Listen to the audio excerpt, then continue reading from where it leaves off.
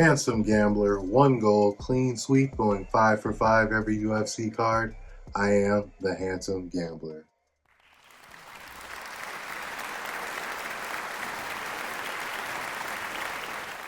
What's good, folks? I'm back with another episode. This week we're headed down under for UFC 325 at Kudos Bank Arena in Sydney, Australia. The Australian crowd brings violence. They have no patience. They have no mercy. And when the UFC goes international, especially in regions like this, we get usually high chaos. But before we go hunting green check mark picks, we got to rewind to what was 324 UFC. Back-to-back pay-per-view events, even though there's no more pay-per-view events.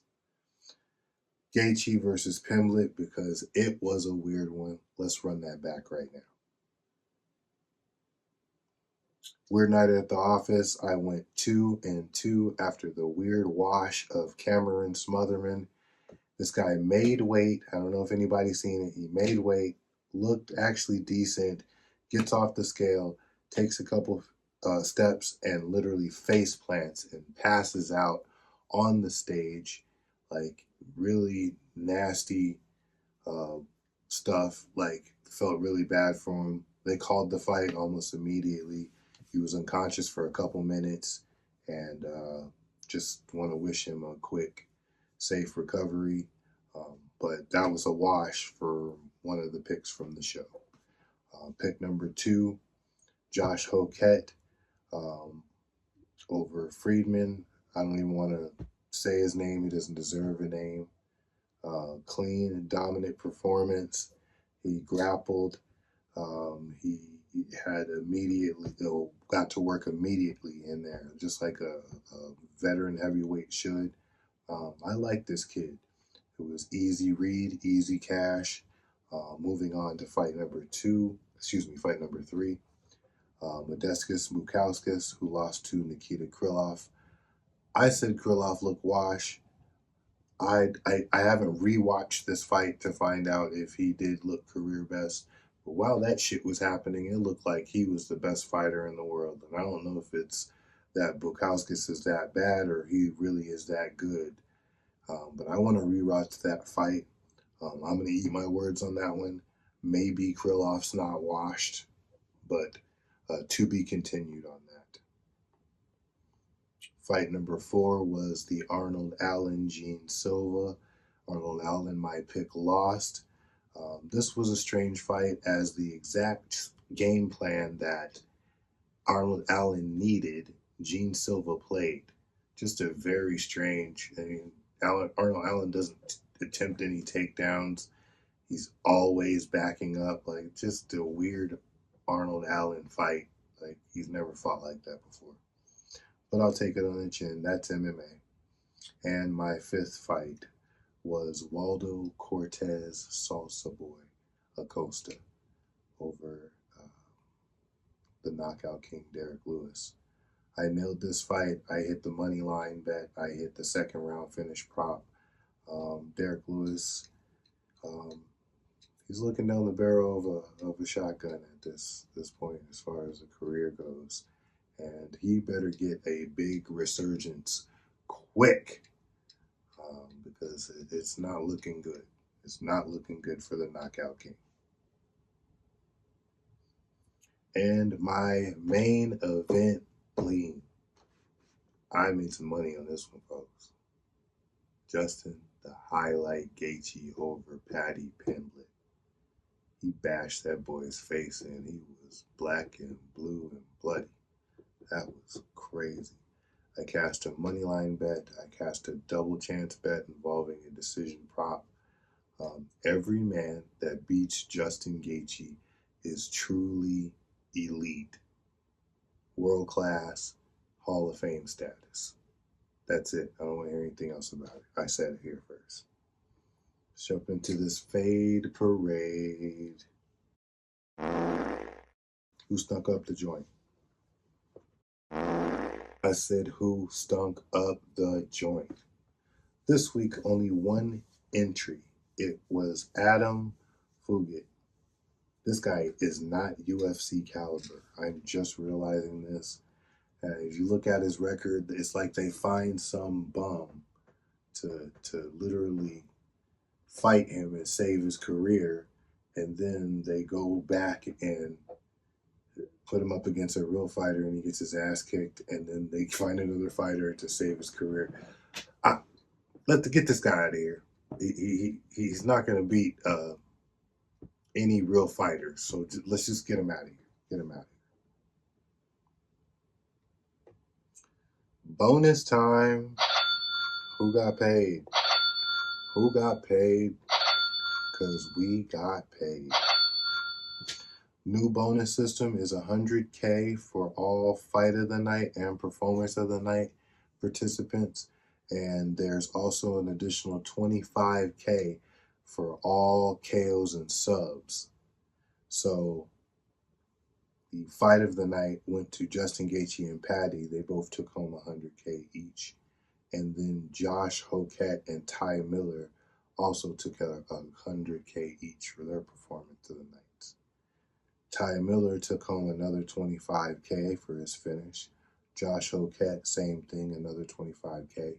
Alex Perez, another $25K. Nikita Krylov and Waldo Cortez Acosta all took home finishing bonuses of $25K. It's time for what we all came here for, this week's green check mark picks. Let's get it. UFC 325. Volk Diego 2. It's going to be magic, folks. Fight number 1. Jonathan Mikhailov over Oban Elliott. I like his longer torsoed frame. It's going to stop him from being taken down. It's going to be able, Oban Elliott's going to be forced to stand with a much better striker. And I feel like Mikhailov's going to take advantage of that with that 77-inch wingspan, put a hurting on him. I'm going to take a double chance bet only, decision, and KO for Jonathan Mikhailov. Fight number 2, Jacob Malkoun versus Torres Kenny. Fight to go the distance. This is the perfect recipe for that to happen.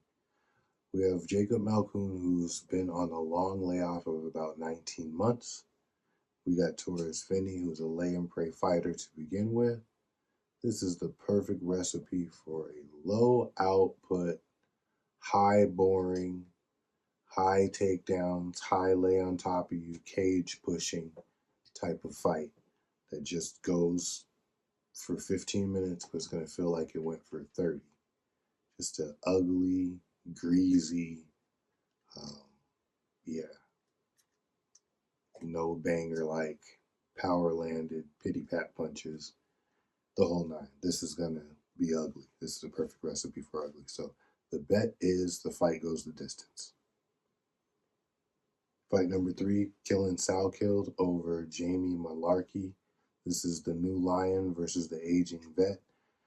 Speed, power, urgency, everything's on Salkilled's side. I'm taking the first round knockout prop, the second round knockout prop, and I'm going to hedge on the decision. But the right person to bet on is Killing Salkilled. Fight number 4. This is where you shake it up right here. Tai Tuivasa over Taliesin Texera. Massive strength of schedule advantage. I don't even know if Taliesin Texera can fight for 15 minutes. This could be a replay of the Friedman fight from last week. Look, I said his name any damn way. Shit.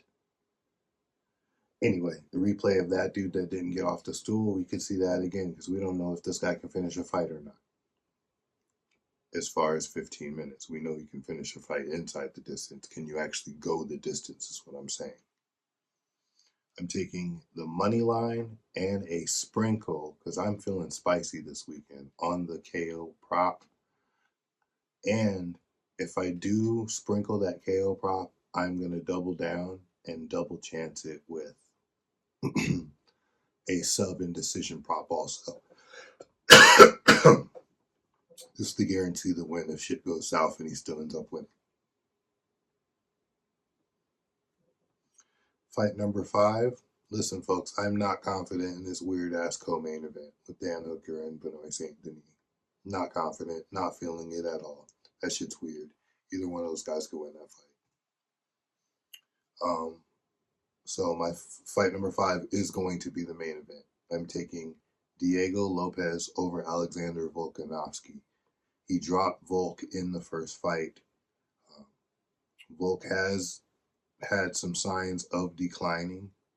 He's dealing with a taller, younger, more dangerous man at this point, I feel like. And give me Diego Lopes money line and a double chance of KO and sub, just in case he fits a finish in there.